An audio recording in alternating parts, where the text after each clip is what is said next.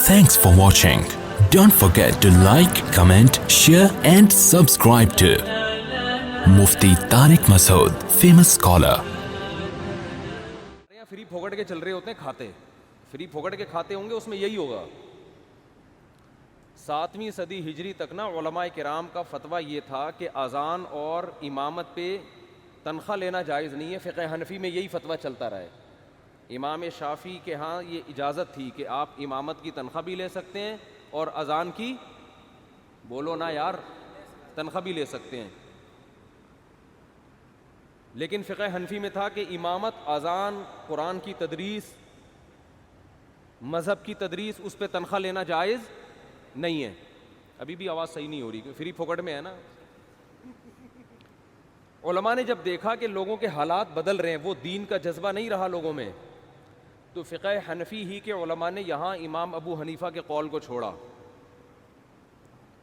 और ये फ़तवा दिया कि अगर अब इमाम और मुअज़्ज़िन की तनख्वाहें मुतय्यन ना की गई तो वो जज्बा जो असलाफ़ में, सहाबा में था ना, कि फ़्री में अपने आप को वक़फ़ कर देना इमामत के लिए, 8-10 मस्जिदों में तो होगा, उसके अलावा मस्जिदें इमामत से खाली।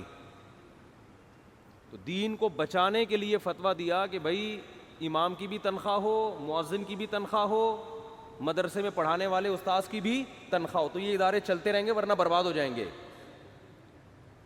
और भी बड़ा अच्छा फ़तवा दिया, उसकी वजह से अल्हम्दुलिल्लाह मस्जिदें महफूज, क्योंकि अब इमाम की तनख्वाह है तो वो पाबंद है।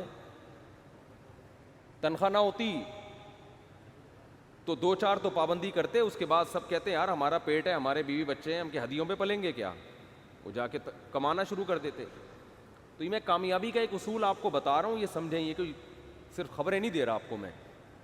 हमारे यहाँ मसला ये है कि हम पैसे खर्च करते हुए जान निकलती है हमारी, हर काम में ना फ्री फोकट में। वो देखो आवाज़ ही नहीं आ रही उनको आवाज़ नहीं आ रही है, अब सही हो गई।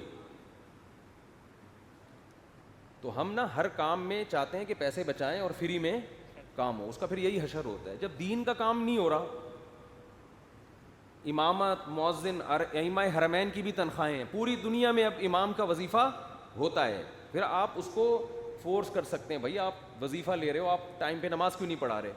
मुअज़्ज़िन को आप फोर्स कर सकते हो कि भाई वजीफ़ा ले रहे हो, आप टाइम पे अजान क्यों नहीं दे रहे। अगर वो वजीफ़ा नहीं लेगा, अजान नहीं दे रहा, आपको भाई अजान क्यों नहीं दे रहे हो, कहे मैं क्या तुम्हारा खाता हूँ जो मुझसे पूछ रहे हो। गरीबी में चल रही होगी, मुअज़्ज़िन का जिस दिन मूड हुआ सवाब का अजान दे देगा, मूड नहीं हुआ तो कहेगा मैं तो तुम्हारा बाप का ग़ुलाम थोड़ी हूँ। तो जो उलमा हालात को जानते थे, उन्होंने क्या फ़तवा दिया कि भाई अब नहीं चल सकता ये मामला, इस्लाम को बचाना ज़रूरी है। तो इस्लाम के बाज़ अहकाम ऐसे हैं तो तग़य्युर ज़मान से तब्दील हो जाते हैं। तो यहाँ भी एक खूब अच्छी तरह मसला याद रखें, मेरी शुरू से आदत रही है, शुरू से, हमेशा से, फ्री फोकट में कोई काम किसी से नहीं लेना।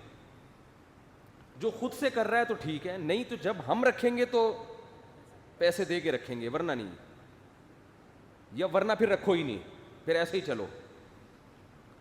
तो हमारे जितने इदारे हैं, चाहे वो मस्जिदें हों, चाहे वो मदरसे हों, चाहे वो स्कूल हों, ये लोग चाहते हैं कि पैसा ना लगे, काम में एक्यूरेसी पैदा हो जाए। ऐसा नहीं होता, समझते हो। तो रोकड़ा खर्च करो भाई।